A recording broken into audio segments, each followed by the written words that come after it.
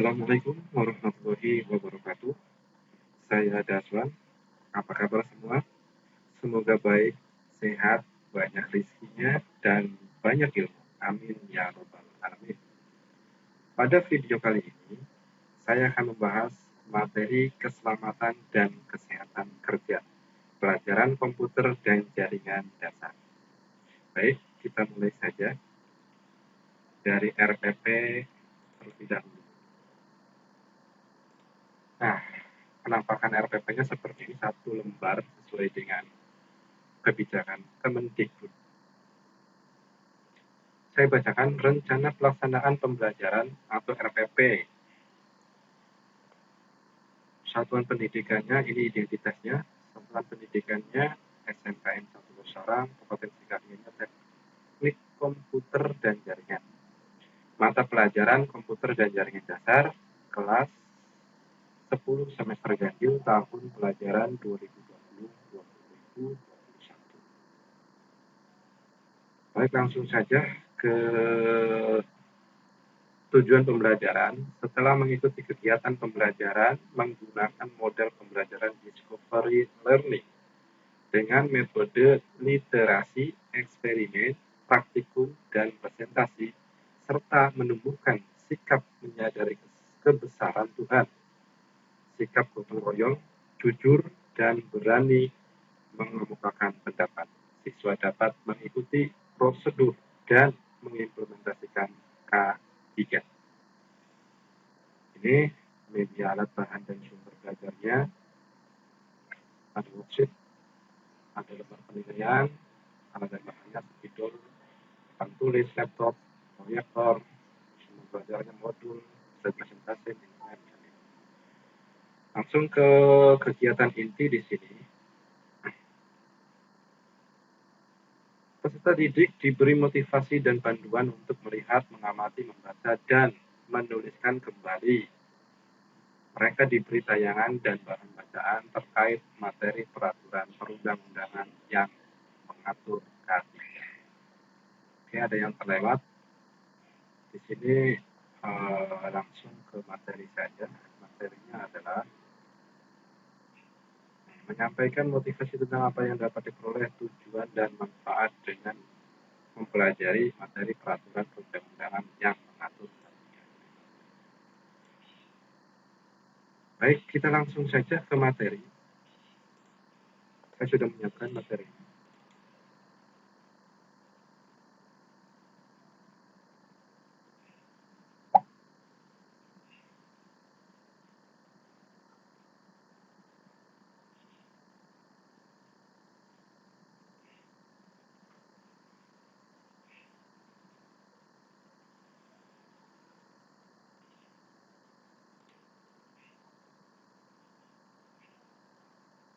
Baik, kita mulai. Definisi keselamatan dan kesehatan kerja.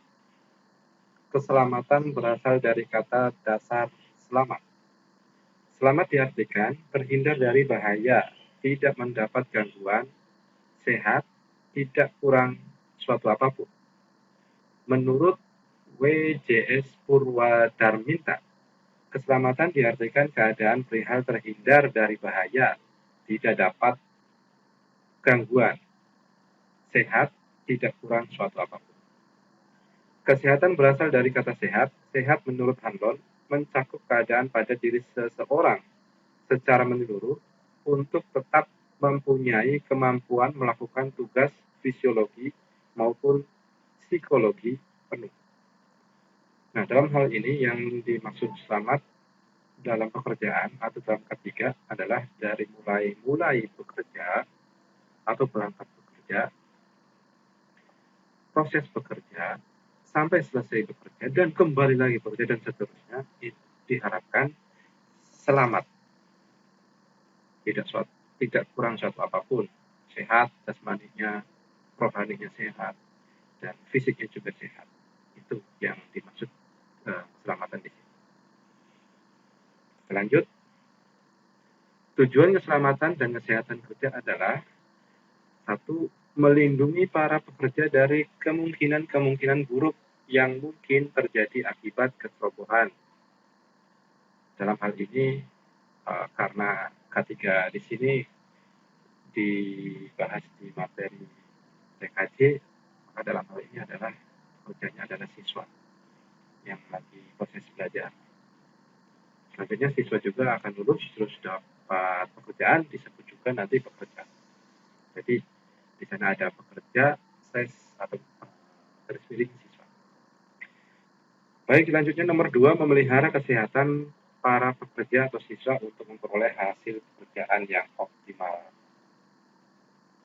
Setiap pekerjaan, setiap praktek itu perlu adanya antisipasi, atau di sini diberikan fasilitas untuk kesehatan. Kalau di sekolah itu ada yang namanya UKS. Kita kan tidak mau apabila lagi praktek, kalau kita lagi bekerja terus terjadi sesuatu hal yang tidak diinginkan, itu kan kita tidak mau, dan kita mengantisipasinya atau pertolongan pertamanya harus ada tiap perusahaan atau tiap sekolah itu menyediakan fasilitas kesehatan. Selanjutnya nomor 3, mengurangi angka sakit, angka kematian di antara pekerja. Baik karena sakit, baik karena penyakit, baik karena lagi proses bekerja, semua yang mengakibatkan kematian itu diminimalisir dengan mengikuti prosedur-prosedur K3. Yang nomor 4, mencegah timbulnya penyakit menular dan penyakit-penyakit lain yang diakibatkan oleh sesama pekerja. Apabila ada pekerja yang mempunyai penyakit menular, itu sebaiknya harus cepat diidentifikasi dan harus ada penanganan khusus. Ya, diantaranya tidak masuk kerja dulu, tidak masuk sekolah dulu, itu untuk mencegah timbulnya penyakit. Apalagi sekarang lagi pandemi COVID-19, semua harus berhati-hati, harus memakai prosedur supaya tidak tertular dari penyakit COVID-19. Prakteknya memakai masker, pakai pelindung diri APD. Selanjutnya nomor 5, membina dan meningkatkan kesehatan fisik maupun mental. Ini banyak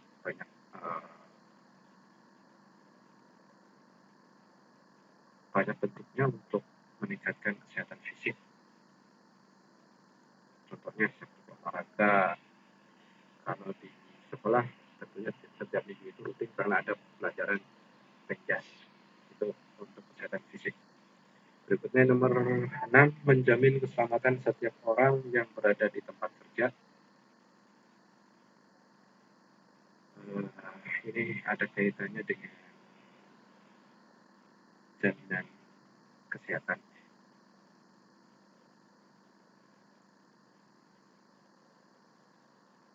Ini juga disesuaikan, pemerintah juga sudah mempunyai program yang namanya BPJS Ketenaga Kerjaan. Di antaranya untuk menjamin keselamatan setiap orang.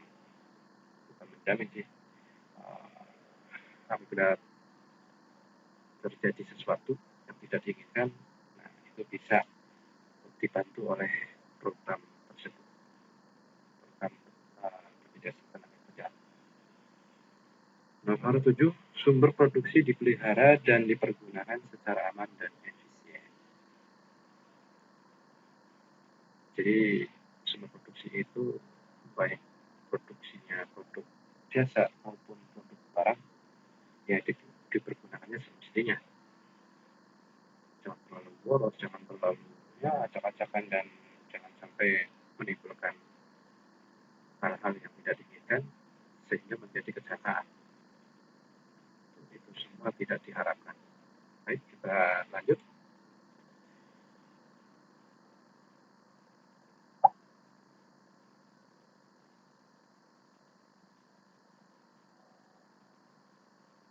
Masuk ke ruang lingkup keselamatan kesehatan kerja, pada dasarnya ada 3 aspek. Nah, di sini aspeknya ada 3, aspek pekerja atau siswa, aspek pekerjaannya itu sendiri, terus aspek tempat bekerja. Apa sih aspek pekerja? Nah, di sini aspek pekerja itu kesehatan para pekerja atau siswanya di sekolah atau di perusahaan harus dijaga dengan baik. Karena untuk meningkatkan kinerja sehingga menjadi tenaga yang produktif dan profesional, tugasnya dan tanggung jawab dari pekerja dan siswa adalah mempelajari dan melaksanakan aturan dan instruksi keselamatan kerja. Jadi semuanya wajib untuk pertama dikenalkan, mengenal dulu, dipelajari, dan harus dilaksanakan. Memberikan contoh cara kerja yang aman kepada pekerja baru, siswa yang belum berpengalaman. Apalagi nanti kalau siswa itu kan ada siswa baru, mempunyai adik kelas lagi. Nah, siswa-siswa yang mengenal K3 itu harus mencontohkan supaya terbiasa untuk mengikuti atau melaksanakan K3. Nah, akan dicontoh, insya Allah akan dicontoh oleh generasi yang baru.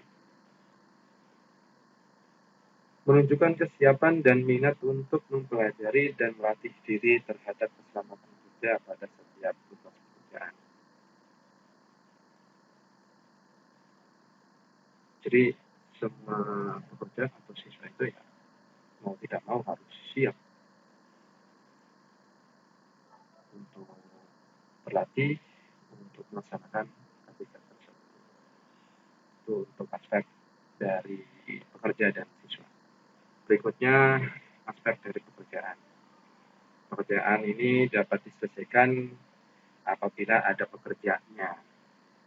Namun para pekerja tidak banyak berarti apabila pekerjaan yang dilaksanakan tidak diperlukan sesuai dengan aturan atau prosedur yang telah ditetapkan. Hal ini dimaksudkan pada mencegah dan menghindarkan terjadinya kecelakaan, menjaga mutu pekerjaan, tidak menurunkan produksi, tidak merusak anggota badan, mengadakan latihan-latihan terhadap para pekerja di dalam bidang khusus. Selanjutnya tempat bekerja. Tempat bekerja merupakan bagian yang penting bagi suatu perusahaan.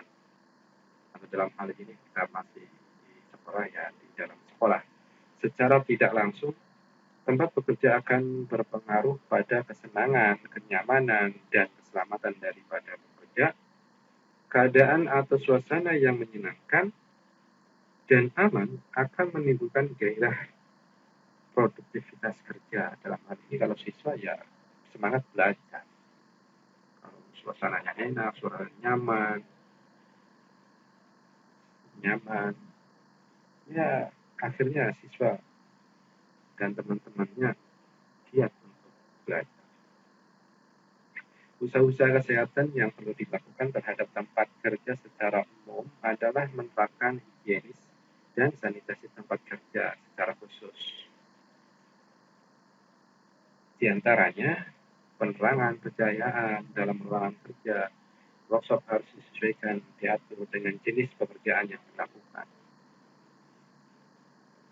Pengontrolan udara dalam ruang kerja, suhu ruangan dalam ruang kerja, tekanan udara dalam ruang kerja, pencahayaan, ya itu semuanya berkaitan dengan keamanan dan keselamatan dari para pekerjanya.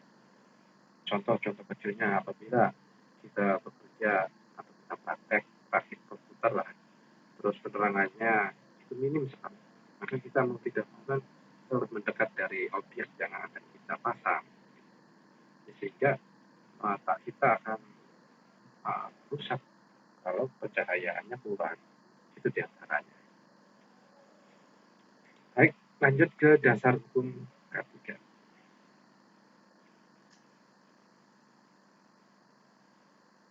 Undang-Undang tanggal 19 November 1969, pasal 1 ketentuan-ketentuan pokok mengenai tenaga kerja. Tenaga kerja adalah tiap orang yang mampu melakukan pekerjaan baik di dalam maupun di luar hubungan kerja guna menghasilkan jasa atau barang untuk memenuhi kebutuhan masyarakat. Nah, untuk servis komputer sendiri kan itu kan memenuhi kebutuhan masyarakat. Ada masyarakat pengguna komputer, contohnya pengguna komputer adalah karyawan atau siswa itu sendiri. Apabila ada kerusakan, mau tidak mau kita harus menservis dari komputer itu atau laptop itu, sehingga orang servisnya atau yang memberikan jasanya itu disebut sebagai tenaga kerja menurut Undang-Undang tanggal 19 November 1999. Jadi kalau teman-teman yang bekerjanya sebagai jasa servis komputer itu juga disebut sebagai tenaga kerja. Selanjutnya Undang-Undang Nomor 1 Tanggal 12 Januari 1970 Pasal 2 tentang keselamatan kerja. Keselamatan kerja dalam segala tempat kerja baik di darat, di dalam tanah, di permukaan air, di dalam air, serta di udara yang berada dalam wilayah kekuasaan hukum Republik Indonesia. Selanjutnya Undang-Undang Nomor 2 Tahun 1960 tentang pokok-pokok kesehatan Pasal 2 menyebutkan bahwa yang dimaksud kesehatan ialah meliputi kesehatan badan, rohaniah, mental, dan sosial. Tidak hanya keadaan yang bebas dari penyakit, cacat, dan kelemahan lainnya. Sehat tersebut mencakup sehat secara jasmani, sehat secara mental, rohani, sehat secara sosial. Nah, sehat secara jasmani itu contohnya dapat melakukan aktivitas dengan baik. Misalnya makan, minum, berjalan dengan dan bekerja. Terus penampilan baik, misalnya cara berpakaian, berbicara. Terus dapat menggunakan sarana dan prasarana kerja dengan baik, sesuai aturan. Nah, kalau sehat secara mental, menentukan prioritas dengan memilah-milah yang benar dan berguna dalam kehidupan. Terus menghargai dan memberi hadiah diri sendiri atas tindakan, sikap, dan pikiran yang positif. Menjalankan hidup kerohanian dengan teratur dan sebagainya. Terus sehat secara sosial, contohnya urbanisasi, pengaruh kelas sosial, terus perbedaan ras, latar belakang etnik, kekuatan politis, ekonomi, dan sebagainya. Oke, lanjut praktek K3. Bagi perusahaan atau sekolah maupun pekerja atau siswa dimanapun berada di dalam lingkungan kegiatan suatu pekerjaan, hendaklah menerapkan K3 merupakan hal yang sangat penting dengan berpedoman sebagai berikut. 1. Pengusaha menyediakan alat-alat pelindung keselamatan kerja sesuai dengan kegiatan suatu pekerjaan. Misalnya, pakaian kerja atau jas lab, sarung tangan, masker, gelang statis, dan sebagainya. Ini perusahaan atau sekolah harus menyiapkan alat-alat pelindungan diri sesuai dengan pekerjaannya. Kalau praktikan komputer ya ada gelang statis lah. Berikutnya yang kedua, untuk mencegah terjadinya kecelakaan kerja, semua pekerja harus mentaati seluruh peraturan dan tata cara pemakaian alat kerja dengan berpedoman pada Undang-Undang Nomor 1 Tahun 1970. Ketiga, alat-alat pemadaman kebakaran harus ditempatkan di tempat yang mudah terlihat dan terjangkau, diberi cat berwarna merah. Yang keempat, semua pekerja atau siswa wajib mengetahui tempat alat-alat pemadam kebakaran dan mengetahui cara penggunaannya. Kelima, benda-benda yang mudah terbakar harus diperhatikan keamanannya, serta dilakukan tindakan pencegahan terhadap bahaya kebakaran. Oke, ini cukup jelas. Berikutnya, next. Bila terjadi kebakaran, fluid atau tanda bahaya atau tanda khusus yang lainnya harus segera dibunyikan, dan para pekerja atau siswa yang berada di tempat kejadian harus berusaha memadamkan api. Di setiap tempat bekerja itu harus disediakan alarm atau tanda yang bisa memberitahukan kepada banyak orang di sekitarnya supaya orang cepat-cepat pertama untuk menghindar supaya tidak terbakar dan berusaha untuk mematikan api tersebut.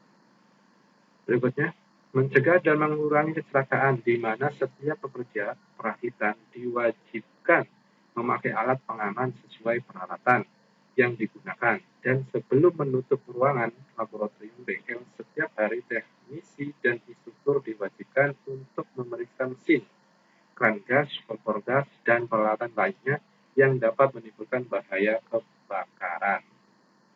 Nah, ini selalu harus diperiksa saklar, terus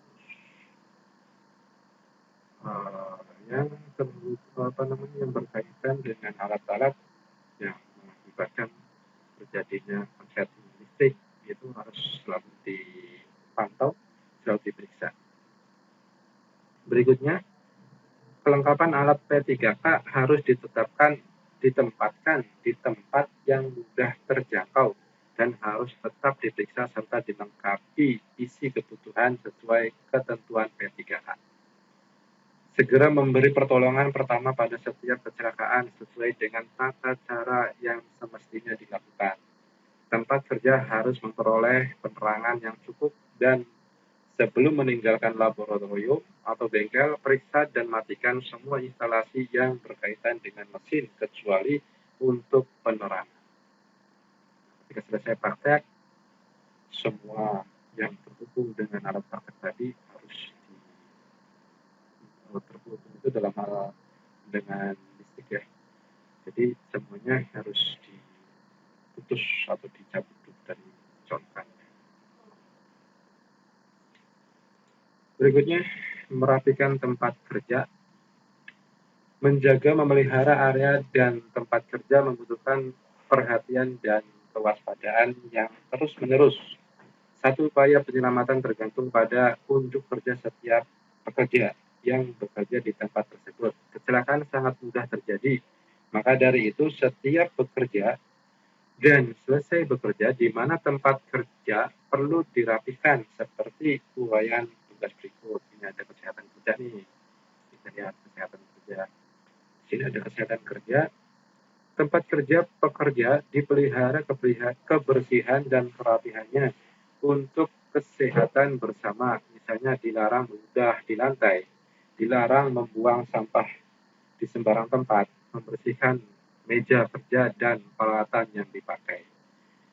Jadi setelah selesai ya harus dibersihkan kembali, dirapikan kembali alat-alat yang digunakan untuk praktek. Selanjutnya, setiap pekerja harus mematuhi dan melaksanakan instruksi-instruksi tentang pemakaian alat-alat pelindung K3 yang disediakan. Setiap pekerja yang mengetahui pekerja lain menderita penyakit menular seperti lepra, sifilis, kolera, TBC, demam berdarah, muntaber, dan sebagainya harus segera melapor kepada pimpinan untuk segera diambil langkah-langkah pencegahannya.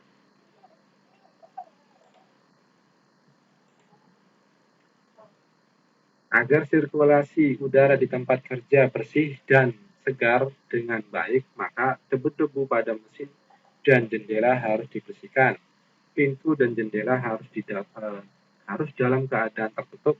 Di ruang laboratorium dipasang pendingin atau ruangan AC agar udara bersih dan tidak panas karena jalannya alat elektronik selama ada kegiatan praktek.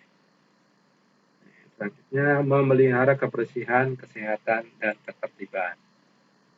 Bengkel atau laboratorium harus tetap dalam keadaan bersih, baik sesudah maupun sebelum digunakan praktek. Untuk instruktur perlu mengatur grup tiket kebersihan. Bengkel laboratorium harus menyiapkan tempat penampungan sementara bahan-bahan sisa praktikum sebelum dibuang ke tempat pembuangan. Air buangan atau sisa bahan pencuci lainnya harus ditampung pada tempat tertentu yang dibuat untuk itu.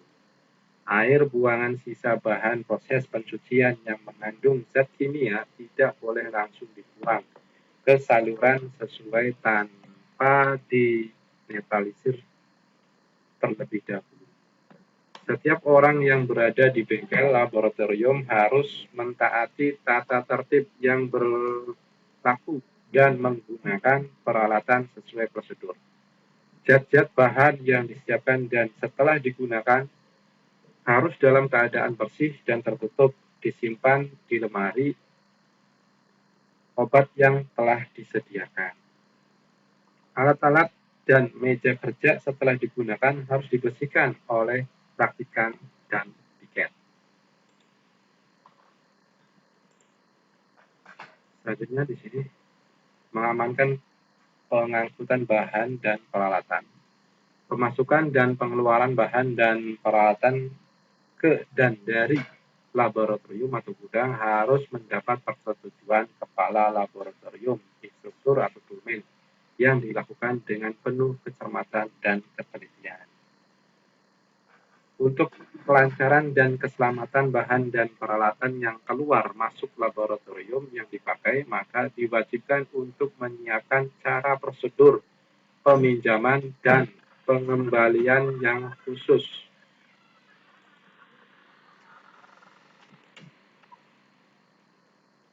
Pemeriksaan dan perawatan sikring, fitting, saklar, sistem pertahanan, dan kabel sambung aliran listrik harus dilakukan secara berkala. Jika kabel kelistrikan rusak, maka harus diganti oleh orang yang mempunyai keahlian sejenis agar terhindar dari bahaya. Jangan sembarang mengganti kabel, apalagi kabel itu masih terhubung dengan aliran listrik. Ini ada bahayanya. Selanjutnya, bila ada mesin yang tidak jalan atau trouble, segera matikan dan laporkan kepada guru atau instruktur atau toolman untuk dicek dan selanjutnya diperbaiki. Ini biasanya ada tanda-tanda atau ada indikator bahwa alat tersebut rusak. Contohnya misalkan ada bau hangus, ada bunyi bip, terus ada asap, itu segera dilaporkan. Berikutnya, bila menggunakan peralatan listrik seperti komputer, printer, periksa terlebih dahulu dan jangan sekali-kali memakai alat tersebut. Jika terdapat kerusakan, bila alat digunakan jangan sekali-kali meninggalkan tanpa ditunggui ketika sedang dihubungkan dengan listrik. Bila alat sedang digunakan terjadi hubungan pendek, segera matikan dan segera cabut kabel saluran listrik dari stop kontak dinding. Nah, kebanyakan siswa ketika ada terjadi korsleting, dia lari. Seharusnya jangan lari, harus bisa mengantisipasi hal tersebut. Ini diterangkan di sini. Bila alat sedang digunakan terjadi hubungan pendek atau korsleting, segera matikan dan segera cabut kabel saluran listrik dari stop kontak dinding. Jadi cepat-cepat putus aliran listriknya supaya tidak terjadi hal-hal yang tidak diinginkan. Baik, lanjut. Penataan ruang bengkel. Penataan ruang bengkel atau tempat kerja disebut juga penataan ruang alat dan persediaan, di mana ditinjau dari tujuannya yaitu berhubungan dengan fasilitas, penyediaan serta pengaturan yang baik dari fasilitas perlengkapan perbaikan yang diperlukan untuk proses pengerjaan, mengurangi sekecil mungkin waktu menganggur dan waktu menunggu dalam menggunakan peralatan. Penghematan pemakaian ruangan tempat kerja untuk digunakan secara efektif, mengurangi sebanyak mungkin kerugian investasi, perencanaan modal dalam peralatan atau fasilitas lainnya, memungkinkan perawatan pemeliharaan yang baik terhadap semua fasilitas peralatan perbaikan, fleksibel terhadap perubahan-perubahan yang diperlukan apabila ada perubahan. Next. Berikutnya berhubungan dengan tenaga kerja. Perencanaan penggunaan tenaga kerja seefisien mungkin. Yang kedua, mengurangi risiko kecelakaan kerja yang sesuai dengan kemampuannya. Ketiga, penempatan tenaga kerja atau siswa yang sesuai dengan bidang kemampuannya. Keempat, membuat suasana kerja yang menyenangkan dan harmonis. Kelima, memperhatikan kondisi kesehatan pekerja atau siswa saat bekerja. Keenam, memungkinkan penempatan ruangan kepala bengkel atau instruktur yang tepat. Yang tepat dalam hal ini ya, ini bisa melihat apabila ada siswa yang mau pinjam atau siswa yang mau mengembalikan, itu selalu terpantau oleh kepala bengkel atau instruktur. Berikutnya berhubungan dengan bahan atau alat dan spare part. 1. Pengaturan cara penyimpanan bahan, alat, spare part sebaik mungkin agar pemakaian lantai ruangan sehemat mungkin. Pengaturan tata letak mesin sesuai SPM yang berlaku dan disesuaikan urutan proses pekerjaan agar menghemat lantai ruangan dan efisien waktu. Yang ketiga, menghindari hal-hal yang dapat merusak bahan, alat, dan spare part. Menghindari terjadinya kehilangan bahan, alat, dan spare part. Menghindari kecelakaan dan gangguan kesehatan yang diakibatkan oleh bahan. Berikutnya, dibuatkan denah ruangan untuk mempermudah akses pengawasan dan pemeliharaan. Oke, demikian video pembahasan materi keselamatan dan kesehatan kerja. Semoga bermanfaat. Jangan lupa sebarkan kebaikan. Wassalamualaikum warahmatullahi wabarakatuh.